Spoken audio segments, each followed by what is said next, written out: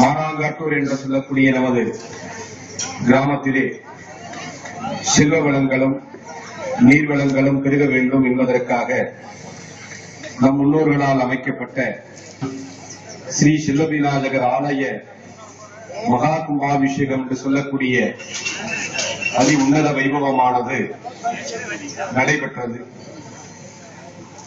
இந்த கும்பாபிஷேகம் என்று சொன்னால் 12 ஆண்டுகளுக்கு ஒரு முறை மகா கும்பாபிஷேகம் செய்ய வேண்டும் என்று சாஸ்திரங்கள் போற்றுகிறது.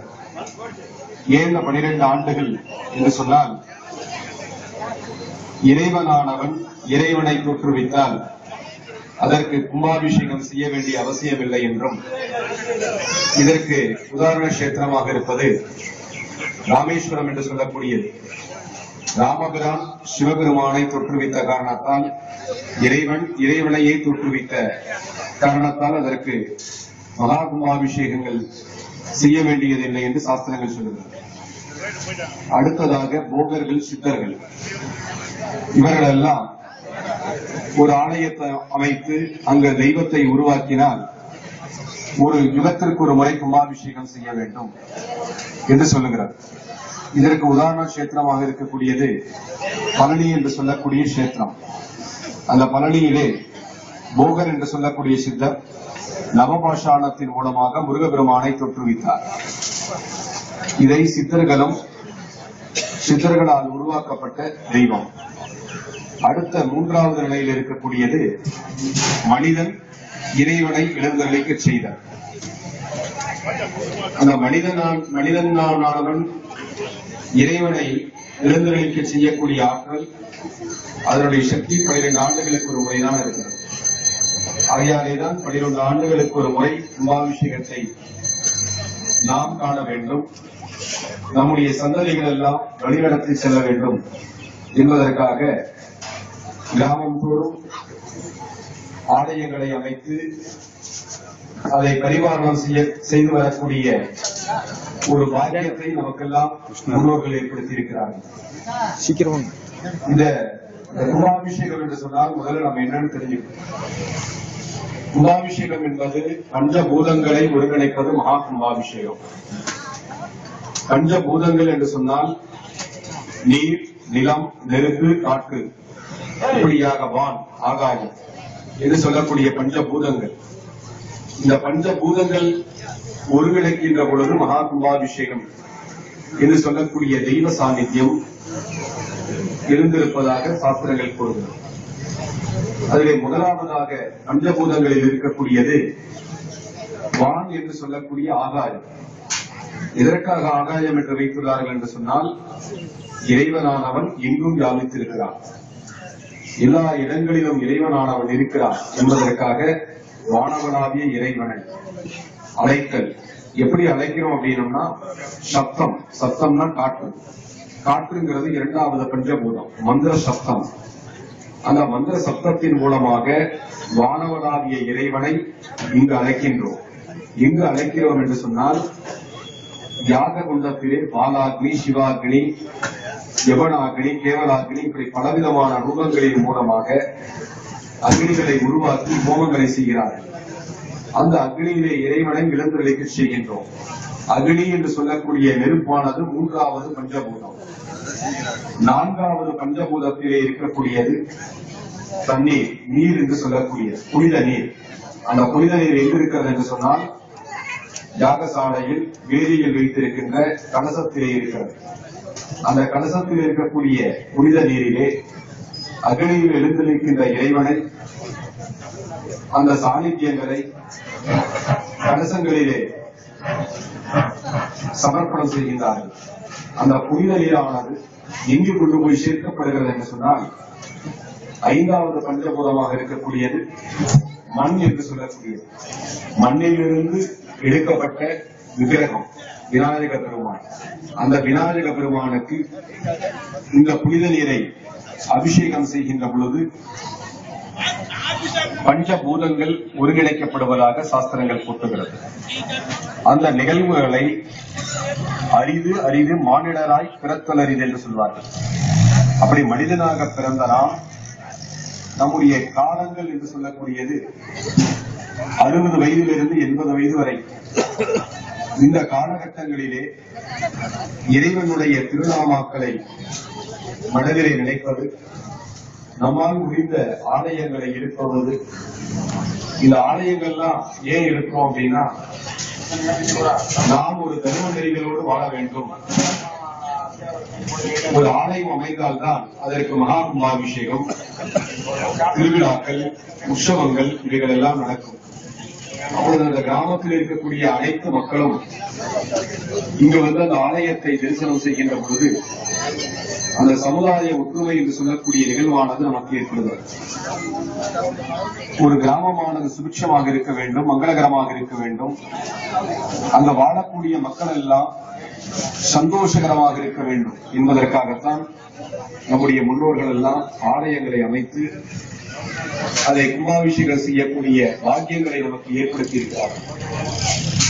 அந்த மகா பாக்கியத்தை நாமும் நம்முடைய சந்ததிகளும் தொடர்ந்து வர வேண்டும்.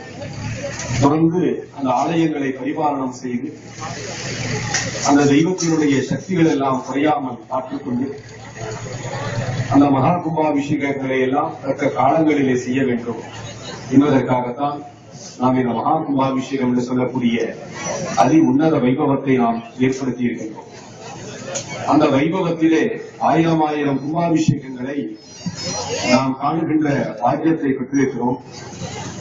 இருந்த போதிலும்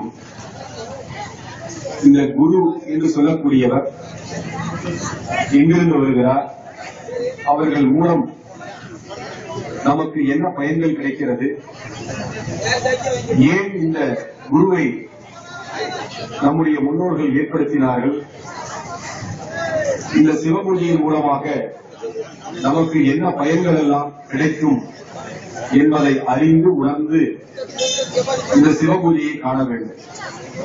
அதுவும் ஒரு கும்பாபிஷேகம் முடிந்த பிறகு இந்த சிவபூஜையை நாம் தரிசனம் செய்யக்கூடியது ஒரு மகா பாக்கியம். ஏனென்று சொன்னால், எல்லா மனிதர்களும் ஒரு நாளாவது அந்த சிவபெருமானை மனதிலே நினைக்க வேண்டும். வாழ்க்கையில் ஒரு நாளாவது சிவபூஜை செய்ய வேண்டும். வாழ்க்கையில் ஒரு நாளாவது சிவபூஜையை தரிசனம் செய்ய வேண்டும். ஏனென்று சொன்னால் அவனுக்கு அப்பொழுதுதான் அந்த மோட்சம் என்ற தாக்கம் கிடைக்குமா.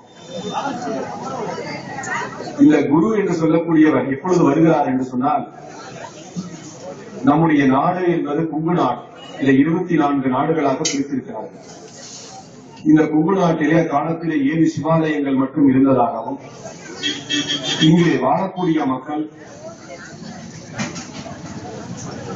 ஆன்மீக வழிபாட்டிற்கு உரிய கால அவகாசம் இல்லாத காரணத்தாலும் அந்த வழிபாட்டிலே சரியான முறையில் செய்வதற்கான அந்த நேர காலங்களும் அந்த தக்க அதிகாரங்களும் இல்லாத காரணத்தால் தனக்கென்று ஒரு குருமாரை ஏற்படுத்துகிறார்கள். இது எந்த காலகட்டம் என்று சொன்னால், அக்காலத்திலே சேர சோழ பாண்டியன் என்று சொல்லக்கூடிய 3 மாமன்னர்களும் ஆத்மார்த்த பூஜை செய்து வந்தார்கள். பூஜையில் 2 வகைப்படுகிறது. அதிலே தனக்காகவும் தன்னுடைய சிஷியர்களுக்காகவும் செய்வது ஆத்மார்த்த பூஜை என்றும், ஆலயம் அமைத்து கருவறை அமைத்து அதிலே பிம்பங்களை ஏற்படுத்தி பொதுமக்களுக்காக செய்யக்கூடிய வழிபாடு பதார்த்தம் என்று சொல்லக்கூடியது. இந்த 2 வகை வழிபாடுகளிலே இந்த ஆத்மார்த்தம் என்று சொல்லக்கூடியது அகம் உள்முக வழிபாடு. இறைவனை மனதிலே எழுந்தருளிக்க செய்து அந்த இறைவனுக்கு பூஜை செய்வது ஆத்மார்த்தம். 63 நாயன்மார்களிலே பூசலார் என்று சொல்லக்கூடிய ஒரு நாயன்மார், அவர் ஒருவர் தான் ஆலயத்திலே ஆலயங்களை படிப்படியாக அமைத்து அதற்கு மகா கும்பாபிஷேகம் என்று சொல்லக்கூடிய விழாவினை ஏற்படுத்தினார். அதே தேதியில் அவ்வூரில் இருக்கக்கூடிய மகாராஜாவும் ஒரு ஆலயம் அமைத்து கும்பாபிஷேகம் செய்தார். அந்த கும்பாபிஷேகத்திற்கு ஏற்பாடுகள் நடந்து கொண்டிருக்கின்ற பொழுது இறைவனானவன் பூசலார் என்று சொல்லக்கூடிய நாயனார் ஒரு ஆலயம் அமைத்து அதற்கு கும்பாபிஷேகம் செய்கிறார். அதனால நீ வேற ஒரு தேதியை மாற்றி வைத்துக்கொள் என்று சொல்லுகிறார். உடனே இந்த மகாராஜா குசலார் எங்கு ஆலயம் அமைத்திருக்கிறார் என்பதை பார்க்க வருகின்றார். அதை பார்க்கின்ற பொழுது அந்த ஊரிலே எந்த விதமான ஆலயங்களும் இல்லை என்பதை உணர்ந்து அவரிடத்திலே சென்று கேட்கிறார். அப்போதுதான் சொல்கிறார், மனதிலே ஆலயம் அமைத்து அதற்கு நான் கும்பாபிஷேகம் செய்கிறேன். நமக்கு செல்வங்கள் வேண்டும், பொருள்கள் வேண்டும், வழிபாடுவதற்கு தகுந்த நேரங்கள் வேண்டும், காலங்கள் வேண்டும் என்பது எதுவும் ஆன்மீகத்தில் இல்லை. இறைவனை மனதில் நினைக்கக்கூடிய ஒரு எண்ணம், நல்ல ஆற்றல், நல்ல செய்கை, இவைகள் இருந்தாலே இறைவனானவன் நம்மை தேடி வருவான். இந்த இறைவன் அப்படின்னு சொல்லக்கூடியது அப்படின்னா நம்பிக்கை. அக்காலத்திலே இறைவனானவன் தன்னுடைய திருவிளையாடலை புரிய வேண்டும் என்பதற்காக ஒரு பெரிய அரண்மனைக்கு செல்கிறார். இரவு நேரத்திலே சென்று அந்த கதவை தட்டுகிறார். நான் கடவுள் வந்திருக்கிறேன் என்று சொல்லுகிறார். உள்ளே இருந்து அரண்மனையில் இருந்து ராஜ பரம்பரையை சார்ந்தவர்கள் வந்து கடவுள் நம்பிக்கை இல்லாத காரணத்தால் கடவுளாவது வேற ஏதாவது நீ வேற வீட்டை போய் பாரு அப்படின்னு சொல்லி திருப்பி அனுப்பி விடுகிறார். அடுத்ததாக ஒரு பெரிய செல்வந்தருடைய இடத்துல கடவுள் போய் இரவு நேரத்துல கதவை தட்டார். தட்டி நான் கடவுள் வந்திருக்கேன்னு சொல்றார். அப்பொழுதும் நம்பிக்கை கொள்ளாமல் இந்த நேரத்தில் கடவுள்லாம் யாரும் வரமாட்டாங்க, வேற ஒரு வீட்டை போய் பாருன்னு சொல்றார். அடுத்ததாக ஒரு பரம ஏழை, அவன் ஒரு கிணத்து திட்டிலே வசிக்கின்றான். அவன் இடத்துல போய் கடவுள் என்ன சொல்றாருன்னா, நான் கடவுள் வந்திருக்கேன் அப்படின்னு சொல்றார். உடனே அந்த பரம ஏழையானவன் வாங்க உட்காருங்க அமருங்கன்னு சொல்லி தன்னுடைய உணவை கடவுளுக்கு கொடுத்து பரிமாறுகிறான். அப்பொழுது கடவுள் கேட்கிறார், என்னை கடவுள் என்பது எப்படி நீ நம்பினாய் என்று கேட்கிறார். அதற்கு அந்த பரம ஏழையானவன் சொல்லுகிறான், கடவுளை தவிர என்னை யாரும் நாடி வர மாட்டார்கள், ஆகையால்தான் நீ கடவுள் சொல்லணும் நான் நம்புகிறேன்னு சொல்றார். நம்முடைய இந்து மதத்திற்கு வழிகாட்டுதலும் ஆலயங்களும் நம்பிக்கை சார்ந்த விஷயங்கள். ஒரு கடவுள் இருக்குதுன்னு நம்முடைய நம்பிக்கை தான், எண்ணங்கள் மூலியமாகத்தான் நம்முடைய ஆத்மம் என்று சொல்லக்கூடிய தன்மையானது வலிமை அடைகிறது. இந்த வலிமை எப்படி ஏற்படுகிறது என்று சொன்னால் இறைவனால் ஏற்படுகிறது. யாதேவி சர்வபூதேஷு சக்தி ரூபேன அவஸ்திதா தேவி மகாத்மியம் என்று சொல்லுகிறது. முதல்ல இறைவனை காண வேண்டும் என்ற மனதிலே எண்ணம் தோன்ற வேண்டும். இறைவனை தரிசனம் செய்ய வேண்டும் என்ற எண்ணம் தோன்ற வேண்டும். பிறகு ஆலயத்திற்கு செல்ல வேண்டும். அந்த ஆலயத்தில் பக்தியுடன் நடக்க வேண்டும். அந்த பக்தி என்று சொல்லக்கூடியதுதான் சக்தியாக மாறுகிறது. அந்த சக்தி தான் இறைவனுடைய பேராற்றல் என்று சொல்லக்கூடியது. அந்த இறைவனுடைய பேராற்றல் எதற்காக நமக்கு கிடைக்க வேண்டும்னா, தர்மம் தொலைகாக்கும்னு சொன்னோம். நாம் எந்த ஒரு அதாவது கர்ணன் சொல்லக்கூடியவன் பெரிய படைவல்லன், சகல விதமான தர்மங்களை செய்கிறான். நிறைய பூமிகள் கொடுத்தான், எவ்வளவோ செஞ்சான். ஆனா அன்னதானம் செய்யவில்லை. அவன் சொர்க்கத்திற்கு செல்லுகின்ற பொழுது கர்ணனுடைய கணக்குகளை சரிபார்க்கின்ற பொழுது கர்ணனானவன் அன்னதானம் செய்யாத காரணத்தினால் இவன் மோட்சமடைய தகுதியற்றவன் என்று நிறுத்தி வைத்து விடுகிறார். அப்பொழுது மீண்டும் அவனுடைய கணக்கை சரிபாருங்கள் என்று சொல்கிறார்கள். அவனுடைய கணக்கை சரிபார்க்கின்ற பொழுது கர்ணனானவன் ஒரு முறை நின்று கொண்டிருக்கின்ற பொழுது அந்த வழியாக ஒரு பெரியவர் வருகிறார். எனக்கு வயிற்றில் ரொம்ப பசியாக இருக்கிறது, ஏதாவது உணவருந்த கொடுங்கள் என்று கேட்கிறார். அப்பொழுது கண்ணனானவன் என்ன சொல்கிறார் என்று சொன்னால், அதோ அங்கு அன்னதானம் நடக்கிறது, நீங்கள் அங்கு சென்று உணவை அருந்துங்கள் என்று அந்த அன்னதானம் நடக்கக்கூடிய இடத்தை காட்டி கொடுக்கிறார். அதற்காகத்தான் அந்த காட்டி கொடுத்ததனால் அவன் மோட்சத்தை அடைய தகுதியுடையவனாக மாறுகிறான். அப்படி நாமும் நம்முடைய சந்ததிகளுக்கு நம்முடைய குல தெய்வத்தையும் குல குருவையும் காட்டி கொடுக்க வேண்டும். இந்த குரு என்று சொல்லக்கூடியவர் அந்த சேர சோழ பாண்டியனுடைய காலத்திலே ஆத்மார்த்த பூஜையானது நடைபெற்றது. அந்த ஆத்மார்த்த பூஜை என்பது சிவலிங்கத்தை வெளியே எடுத்து வைத்து பூஜை செய்வது. அந்த மாதிரி பூஜை நடைபெற்றுக் கொண்டிருக்கின்ற பொழுது, ஒரு முறை பூஜை நடைகின்ற பொழுது அந்த சுவாமியானது வேறு ஒளிவிடுகிறது. மீண்டும் அதை எடுக்க முடியாத ஒரு சூழ்நிலை ஏற்படுகிறது. அப்பொழுது 63 நாயன்மார்களில் சுந்தர சுவாமிகளை அழைத்து இதற்கு என்ன காரணம் என்று கேட்கிறார்கள். சுந்தர சுவாமிகள் என்ன சொல்லுகிறார் என்று சொன்னால்,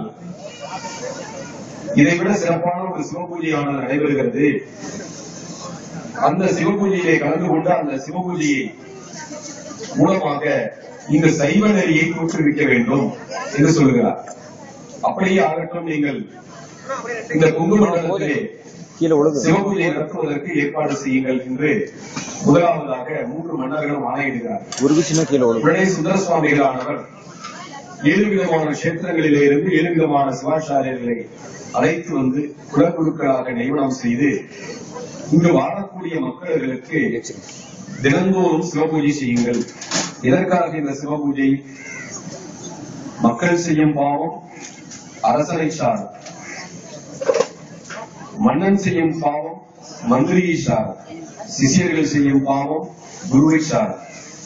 அப்படி இந்த சிஷியர்களுடைய, அதாவது எறும்பை கொன்றாலும் பாவம், சிஷியர்கள் அந்த சிஷிய பரம்பரை தெரிந்தும் தெரியாமல் செய்யக்கூடிய பாவங்கள், இவைகள் எல்லாம் அந்த குருவின் மூலமாக சிவபெருமானிடத்திலே சமர்ப்பணம் செய்ய வேண்டும் என்பதற்காகவும், அந்த குரு பரம்பரையிலிருந்து தோற்றுவிக்கப்பட்ட பராமரிக்கப்படுகின்ற சிஷ்ய பரிபாலனம் என்று சொல்லக்கூடிய இந்த சிஷ்ய பரம்பரையானது வம்ச விருத்தியுடன் சகல சௌபாகியங்களுடன் வாழ வேண்டும் என்பதற்காகவும், சேமத்தோடு வாழ வேண்டும் என்பதற்காகவும் தனக்காக ஒருவன் சிவபூஜை செய்து நமக்கு அருளாசி வழங்க வேண்டும் என்று சுந்தர சுவாமிகளாலும் நம்முடைய மூதாதையர்களாலும் தோற்றுவிக்கப்பட்டது இந்த குரு என்று சொல்லக்கூடிய பரம்பரைகள். இந்த குரு பரம்பரை என்ன செய்கிறது என்று சொன்னால், மாதா பிதா குரு தெய்வம். முதல்ல நமக்கு அன்னையாக இருக்கக்கூடியவள் மாதா, 2வது பிதா, 3வது குரு. குரு பார்த்தால்தான் கோடி நன்மை, குருவருள் இருந்தால்தான் திருவருள் கிடைக்கும் என்று சாஸ்திரங்கள் சொல்கிறது. ஒரு ஜாதகத்தை எடுத்து ஒரு ஜோதிட சென்றாலும் முதல்ல குருபலன் இருக்குதான் தான் பார்ப்பாங்க. அப்படி அந்த குருவை நாம் தரிசனம் செய்தால்தான் இறைவனுடைய பேராற்றல் நமக்கு கிடைக்கும். அதற்காகத்தான் மாதா பிதா குரு தெய்வம். நம்முடைய இல்வாழ்க்கையிலே கல்லூரி பருவம் வரை ஆசிரியரானவர் வழிநடத்தி செல்கிறார். பிறகு இறப்பு வரை, மனிதனுடைய இறப்பு வரை அவனுக்கு ஏற்படக்கூடிய பிரச்சனைகள், சகலவிதமான தோஷங்கள், இவைகளை எல்லாம் தக்க நேரத்திலே நீக்கக்கூடிய அதிகாரம், ஆற்றல், இவைகள் எல்லாம் அந்த குரு என்று சொல்லக்கூடியவருக்கு தான் இருக்கு. 1000 தாய்மார்கள் இருந்தாலும் தன்னுடைய தாயின் மூலமாகத்தான் உண்மையான அன்பை உணர முடியும். அப்படி அந்த உண்மையான அன்பு எங்க இருக்கிறது என்று சொன்னால், நம்முடைய மாதா, நம்முடைய பிதா, நம்முடைய குரு, நம்முடைய குல தெய்வம், 4வதாக இருக்கக்கூடியது தெய்வம். இந்த தெய்வம் என்று இந்த மாதா பிதா எப்படி மாற்றிக்கொள்வதற்கு சாஸ்திரங்களில் இடமில்லையோ, அதுபோன்று குருவையும் குல தெய்வத்தையும் மாற்றிக்கொள்வதற்கு அதிகாரம் இல்லை என்று ஆகமங்களும் வேத நெறிகளும் சாஸ்திரங்களும் புராணங்களும் போட்டுள்ளது. இந்த 4 பேரை நாம் நல்ல முறையில் வைத்துக் கொண்டோமானால் சகலவிதமான சௌபாகியங்களும் நமக்கு ஏற்படும். இந்த சௌபாகியங்கள் எல்லாம் நமக்கு பரிபூர்ணமாக கிடைக்க வேண்டும். நம்முடைய இல்வாழ்க்கையிலே இன்னைக்கு எவ்வளவோ விதமான பிரச்சனைகள், அந்த பிரச்சனைகளுக்கெல்லாம் தீர்வு கிடைக்காமல் நாம் எத்தனையோ ஆலயங்களுக்கெல்லாம் சென்று அங்கு வழிபாடு செய்கிறோம். அந்த வழிபாட்டிலே மிக உன்னத சக்திகளை தரக்கூடியது நம்முடைய குல தெய்வம். குல தெய்வத்திடமே சகலவிதமான சக்திகளும் நமக்கு சித்தியாகும் என்று தர்மசாஸ்திரங்கள் போட்டுகிறது. இந்த தர்மம் என்று சொன்னால் ஆலயங்களிலும் மடாலயங்களிலும் செய்ய வேண்டும். தெய்வம் வாழக்கூடிய இடம் ஆலயம் என்றும், குலகுரு வாழக்கூடிய இடம் மடாலயம் என்றும் சொல்வார்கள். இந்த இறைவனுடைய ஆலயத்திற்கு நாம் சென்று வழிபாடு செய்கிறோம். ஆலயம் என்று சொன்னால் ஆத்மா, லயம் என்று சொன்னால் ஒடுங்குவிடும். நம்முடைய ஜீவாத்மா இறைவனிடத்திலே ஒடுங்க வேண்டும், மனம் அமைதி பெற வேண்டும், மனமானது ஆனந்த நிலை அடைய வேண்டும் என்பதற்காகத்தான் ஆலயத்திற்கு சென்று வழிபாடு செய்கிறோம். ஆலயம் சொல்வது சாலமும் நன்று என்று சொன்னார்கள். அப்படிப்பட்ட வகையிலே அந்த இறைவனுடைய சாநித்தியகரத்தை நாமும் நம்முடைய சந்ததிகளும் பெற வேண்டும் என்பதற்காகத்தான் நம்முடைய குல தெய்வம் என்று முன்னோர்கள் தோற்றுவித்து அதற்கு வழிபாட்டு முறைகளை எல்லாம் வைத்தார்கள். இந்த குலகுருவினுடைய பணி என்னது என்று சொன்னால், தன்னுடைய சிஷ்ய பரம்பரையினுடைய குலத்தை காப்பதால் குலகுரு என்று பெயர்.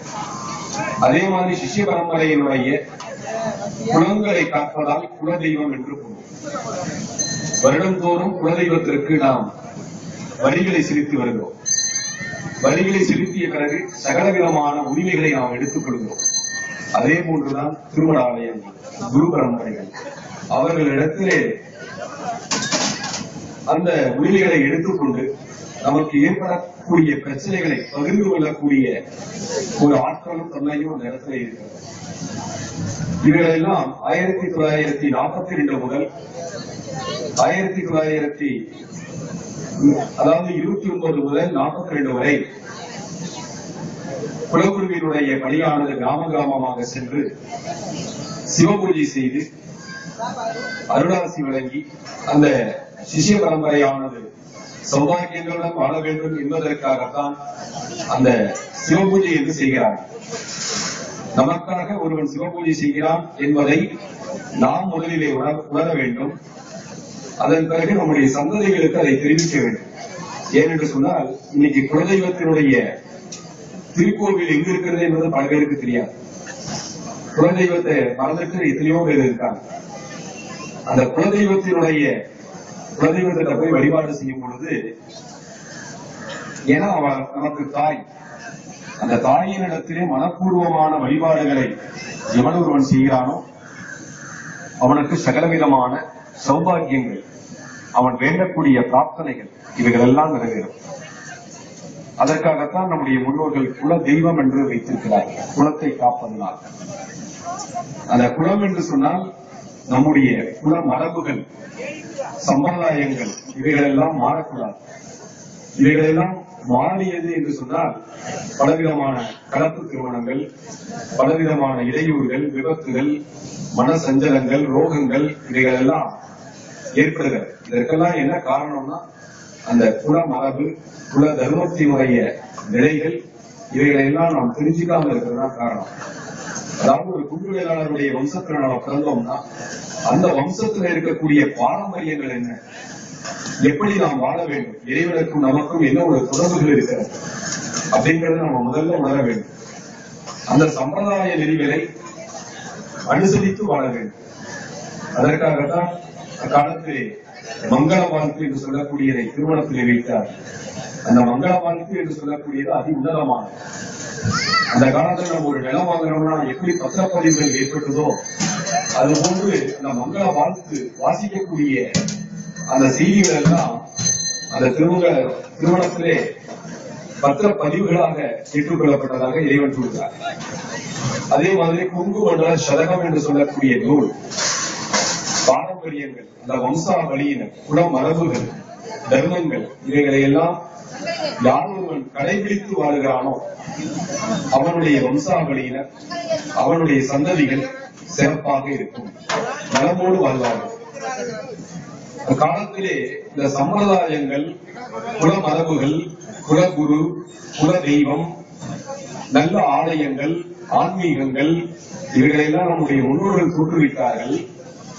எந்த இடத்திலும் இவைகள் தீங்கு செய்து விட்டதாகவோ அல்லது தீங்கு செய்யக்கூடிய நடைமுறைகளை ஏற்படுத்தினார்கள் என்று இந்த இடத்திலும் கூறப்படவில்லை. எல்லா இடங்களிலுமே அக்காலத்தில் எழுதி வைக்கப்பட்ட நூல்கள், சம்பிரதாயங்கள், குல மரபுகள் இவைகளெல்லாம் மனித வாழ்வில் நல்வாழ்வு படுத்த வேண்டும் என்பதற்காகத்தான் தோற்றுவித்தார்களோ தவிர நமக்கு ஒரு தீங்கு ஏற்பட வேண்டும் என்பதற்காக எந்த ஒரு இடத்திலும் நம்முடைய ஆலயங்கள் தோற்றுவிக்கப்படவில்லை, நம்முடைய குலமரபுகள் போதிக்கப்படவில்லை, குல சம்பிரதாயங்கள் தவறான முறையில் எழுதப்படவில்லை. இவைகளையெல்லாம் நாம் கடைபிடிக்காதது ஒரு பெரிய காரணம். அதை விட நாம் தெரிஞ்சுக்காதது ஒரு பெரிய காரணம். அறியாமை என்று சொல்லக்கூடிய இவைகளையெல்லாம் நாம் தெரிந்து வாழ வேண்டும். நம்முடைய குலதெய்வம் எங்க இருக்கிறது, அந்த குலதெய்வத்தில் நாம் எவ்வாறு வழிபாடு செய்ய வேண்டும். எந்த ஒரு தெய்வத்தில போய் வழிபாடு செய்தாலும் நாம் செய்யக்கூடிய அந்த வழிபாட்டினுடைய புண்ணியங்களை இல்லத்திற்கு எடுத்துட்டு வரக்கூடாதுன்னு தர்மசாஸ்திரம் சொல்றது. ஏன் எடுத்துட்டு வரக்கூடாதுன்னு என்று சொன்னால், the temple is the one of the bank என்று சொல்வார்கள். நாம் செய்யக்கூடிய புண்ணியங்கள் எல்லாம் இறைவனிடத்திலே சேர்க்கப்பட வேண்டும். எப்படி சேர்க்கப்பட வேண்டும்? சுவாமிகளை தரிசனம் செய்துவிட்டு கைகளிலே தீர்த்தம் எடுத்துக்கொண்டு சர்வம் சிவார்ப்பணம் ஏனென்று சொன்னால், நம்முடைய மதத்திற்கு தலைவர் சிவபெருமான், நம்முடைய குலத்தை காக்கக்கூடியவன் சிவபெருமான். நாம் சைவ நெறியோடு வாழ வேண்டும் என்பதற்காகத்தான் நமக்காக எழுதப்பட்ட நூல்கள் தான் தேவாரம், திருவாசகம், இப்படிப்பட்ட பலவிதமான நூல்கள். இவைகளையெல்லாம் மனித வாழ்வில் அறிந்து வாழ வேண்டும். அதற்காகத்தான் நம்முடைய ஆலயத்திற்கு செல்கின்ற பொழுது நாம் செய்த புண்ணியங்கள், தர்மங்கள், இவைகளையெல்லாம் சர்வம் சிவார்ப்பணம். அதே அந்த ஆலயத்திற்கு சென்று நான் தர்மம் செய்தேன், நான் இந்த கோவிலை கட்டினேன் என்று சொல்லக்கூடாது. ஏன் சொல்லக்கூடாது என்று சொன்னால், திருக்கோஷ்டியூர் என்று சொல்லக்கூடிய கஷேத்திரம், அங்கு யோகநாத சித்தர் என்று சொல்லக்கூடியவர் வாழ்ந்து வந்தார். அவரை தரிசனம் செய்வதற்காக ராமானுஜர் செல்லுகிறார் அந்த கஷேத்திரத்திற்கு. அங்கு சென்று அவருடைய இல்லத்தினுடைய வாயிலே நின்று கொண்டு நான் ராமானுஜம் வந்திருக்கிறேன் என்று சொல்லுகிறார். உள்ளே இருந்து குரல் வருகிறது, நான் செத்துவார் என்று சொல்லுகிறார். மறுபடியும் மீண்டும் அடுத்த நாள் வருகிறார் ராமானுஜர். இல்லத்தினுடைய வெளி வாசலிலே இருந்து நான் ராமானுஜன் வந்திருக்கிறேன் என்று சொல்லுகிறார். உள்ளே இருந்து குரல் வருகிறது, நான் செத்துவாரேன். இப்படி 15 நாட்கள் இதே மாதிரி நடக்கிறது. 16வது நாள் ராமானுஜர் செல்கிறார். அந்த இல்லத்தினுடைய வாயிலை நின்று கொண்டு அடியேன் ராமானுஜன் வந்திருக்கிறேன் என்று சொல்லுகிறார். உள்ளே இருந்த குரல் உள்ளே வா என்று அழைக்கிறது. அப்படி அடியாருக்கும் அடியாராக வாழ்வது சிறப்பு. நான் இந்த ஆலயத்தை அமைத்தேன், நான் இந்த கும்பாபிஷேகங்களை செய்தேன் என்று சொல்லக்கூடாது. அதே மாதிரி நாம் எந்த ஒரு தர்மங்களை செய்தாலும் நம்முடைய குலதெய்வத்தினுடைய பெயரிலே செய்ய வேண்டும், நம்முடைய இஷ்ட தெய்வங்களுடைய பெயரிலே தான் செய்ய வேண்டும். அப்பொழுதுதான் தர்மம் தலைகாக்கும். நாம் எவ்வளவு பிரச்சனைகள் ஏற்படுகின்ற பொழுதும் அந்த இறைவனிடத்திலே நாம் சேவிக்கப்பட்ட புண்ணியமானது நமக்கு மட்டுமல்ல, நம்முடைய சந்ததிகளுக்கும் அந்த தர்மத்தை கொடுக்கும். அந்த தர்மம் தலைகாக்கும் என்று சொல்வார்கள். அப்படிப்பட்ட தர்மங்களை மனித வாழ்வில் நாம் செய்ய வேண்டும். சகோதர பாவமாக வாழ வேண்டும். எல்லோரு இடத்திலும் அன்புகளை செலுத்த வேண்டும். கிராமங்கள் ஒற்றுமையாக இருக்க வேண்டும். இதுதான் குலமரபுன்னு சொல்லக்கூடியது. இந்த குலமரபுகளை எல்லாம் காட்டி கொடுக்கக்கூடியவர் யார் என்று சொன்னால் அந்த குரு பரம்பரை. அந்த குரு பரம்பரை நாம் பாதுகாப்பாக வைக்கின்ற பொழுது அந்த குரு பரம்பரை தன்னுடைய சிஷ்ய பரம்பரைகளுக்கு நல்வழிகளை ஏற்படுத்தும், நல்வழிகளை காட்டும் என்பதற்காகத்தான் அந்த குலகுரு என்று சொல்லக்கூடிய ஆட்களை அன்னைக்கு தோற்றுவித்தார்கள். பூ என்று சொன்னால் இருட்டு, உள் என்று சொன்னால் வெளிச்சம். நமக்கு ஏற்படக்கூடிய அறியாமையை நீக்கி அவர் அறிவுரை ஆற்றுகிறார். அதற்காகத்தான் குருவழியில் நாம் செல்ல வேண்டும். குலகுருவை அனுஷ்டானங்களை, குல மரபுகளை கடைபிடித்து வாழ வேண்டும் என்பதற்காகத்தான் மாதா, பிதா, குரு, தெய்வம் என்று வைத்திருக்கிறார்கள். அப்படிப்பட்ட அந்த சிஷ்ய பரம்பரையானது காலத்திலே அந்த குருவுடைய இல்லங்களிலும் அமைப்புகளிலும் ஒன்றாக கலந்திருக்கிறார்கள். அது மட்டுமல்லாமல் பலவிதமான சாசனங்களை எல்லாம் பலவிதமான திருமணங்களுக்கு எழுதி கொடுத்திருக்கிறார்கள். சிஷ்யன் என்ன சொல்லுகிறார்? உடல், பொருள், ஆவி அனைத்தும் இந்த குருவினுடைய பாதத்திலே சமர்ப்பிக்கின்றேன் என்று பல சாசனங்கள் கூறுகிறது. அப்படிப்பட்ட அந்த முறைகளை எல்லாம் நாம் தெரிந்து அனுஷ்டித்து வாழ வேண்டும் என்பதற்காகவும் இவைகளெல்லாம் எந்த ஒரு வழியிலும் நமக்கு தீயதை செய்யாது, தீய வழிகளை காட்டிக் கொடுக்காது. அப்படி அந்த நல்ல வழிகளை நமக்கெல்லாம் நம்முடைய முன்னோர்கள் ஏற்படுத்தியிருக்கிறார்கள். அதே போன்று குல தெய்வ வழிபாடு. நாம் 1000 தெய்வங்களை வழிபட்டாலும் நம்முடைய குல தெய்வத்திலே சென்று மனமுருக பிரார்த்தனை செய்ய வேண்டும். கவலைப்படுகின்ற போது அந்த குலதெய்வத்திடம் மனமுருக பிரார்த்தனை செய்கின்ற பொழுது நிச்சயம் தாய் உள்ளம் கொண்டு அருளை பாதிப்பார். அதனாலதான் இந்த குங்கு வேளாளருடைய சமுதாயத்திற்கு பெண் தெய்வத்தையே குலதெய்வமாக வைத்திருக்கிறார்கள். ஆண் தெய்வமானது எந்த ஒரு இடத்திலும் குலதெய்வமாக